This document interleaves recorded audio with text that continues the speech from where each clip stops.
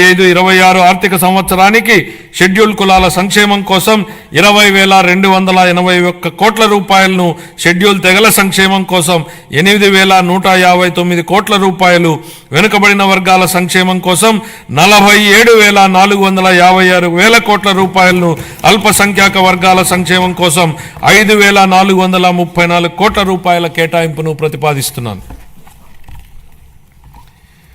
మహిళాభివృద్ధి మరియు శిశు సంక్షేమం.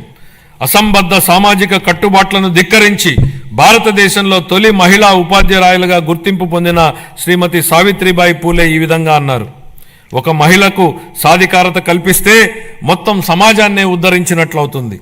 మా నాయకుడు గౌరవ ముఖ్యమంత్రి శ్రీ నారా చంద్రబాబు నాయుడు గారు ఈ సిద్ధాంతాన్ని దృఢంగా విశ్వసించి స్వయం సహాయక సంఘాల ద్వారా మహిళలకు సాధికారత కల్పించిన మొదటి వ్యక్తి. వంట గదికే పరిమితమైన మహిళలు స్వయం సహాయక సంఘాల ద్వారా సామాజిక ఉద్యమంలో భాగస్వాములయ్యారు. మన రాష్ట్రం స్వయం సహాయక సంఘాల ఉద్యమానికి పర్యాయపదంగా దేశానికి ఆదర్శంగా నిలిచింది. నేడు మన